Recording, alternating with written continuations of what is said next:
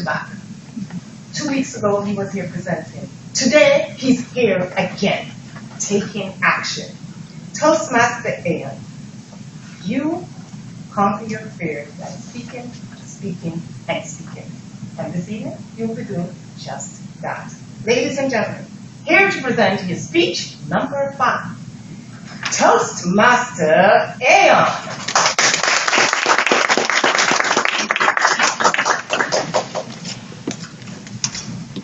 In most instances, advice and tips are given in things that you should do rather than things that you should never do. Good evening, Toastmasters and guests.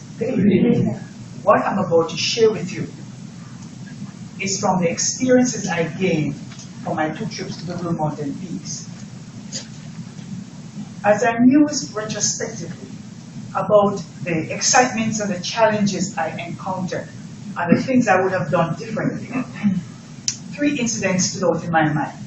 These 3 incidents are related to the clothes, the shoes, and the people who were part of my trip. From this, I will now tell you the 3 things you should never do while hiking in the Blue Mountains. Firstly, never wear close-fitting jeans or pants. On my first trip to the Blue Mountain, I wore a pair of jeans. Now, I don't wear tight clothes, so I just wore a pair of jeans. I didn't consider wearing shorts because I was told it was very cold in the Blue Mountain. All things went well as we crossed the river that runs in the trough before our upward climb started. But before the climb steepened, we stopped at several lusciously loaded mango trees and had our fill of mango fructose. I could feel the energy, the bursting, and I went ahead of the pack. The winding path was like the snake and ladder game, and of course I found most of the ladders and quickly advanced some distance ahead of the others. However, I soon discovered that I was losing momentum. Something was holding me back. My jeans were clinging to my quadriceps like the clutches of a drowning man. I wanted to tear them off and complete the journey in my boxers. However, somehow I made it to Penland Castle. And at the first opportunity, I changed those jeans for a pair of loose nylon shorts. Leaving Penland Castle, I felt like I had left 100 pounds behind. Secondly, never wear a pair of shoes that is too young for your feet. I learned the true meaning of what Ed Bistros, the renowned mountaineer and author, meant when he said, "Getting to the top is optional, getting down is mandatory." The exciting weekend finished too soon, but not too soon for some of us who didn't carry any sponge to sleep on, but had to make do with mountain ferns wrapped in a bed linen. Before dawn, we were descending at unimaginable speeds. By the time we got down to the foot of the mountain range to cross over that river, my toes felt like I had kicked them squarely in a brick wall. The track shoes I wore I thought were loose stick like my jeans would go in front of me, but now my toes felt like they had grown at least half an inch more, boring through the fabric of the shoe. This is one occasion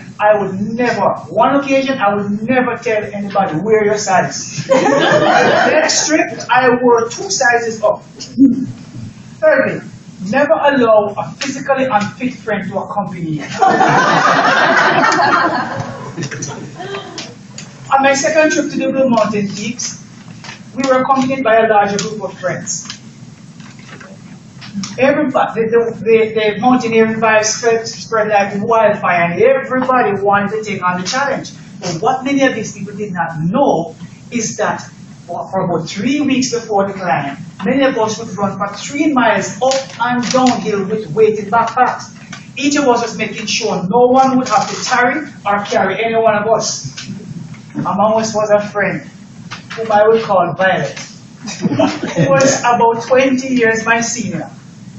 She was about 5'9" and on the fluffy side. At the evening before the climb, David, an experienced climber, one of our experienced climbers, looked at her and said, "So, Sister Violet, have you been doing any exercise?" "Oh, yes," she replied. "I've been doing a little gardening every day." My friend looked to the sky and he said, "God help us." Oh boy. So, I didn't think much about it then. Or I would not have spread ahead of the others like I'd done on the previous trip. The climb started and I shot off like a rocket. Occasionally wait on the others to catch up, and then I shoot off again. On reaching Penline Castle, I stopped and I waited. And I waited. And I waited. Still no sign of the others. So I turned back. And I met David on the way, loaded like a donkey, with his luggage and Sister Violet's luggage. And he was very happy at me, asking what had happened. So I retraced my step until I found the others with Violet resting. Violet was like a rock doll. She could barely stand up or even make the next step. She was completely exhausted. We were all Christians, and St. Paul told us that in Galatians chapter 6 that we are to bear one another's burden and so fulfill the law. But I had no idea that it would have been so literal.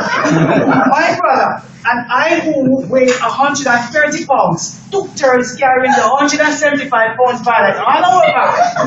I remember how my knees felt like rubber with the step I took, hoping that I would not collapse and make matters worse. Sadly, Violet did not make it to the Blue Mountain Peaks that day. She promised so early the next day that she would come back sometime later and finish the climb. I don't know if she did, but I'm sure she is nearing the summit of another peak by now.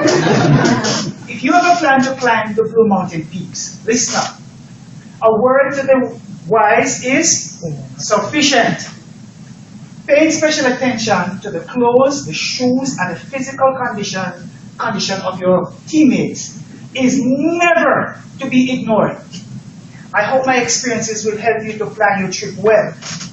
And as we would say in Jamaica, walk good.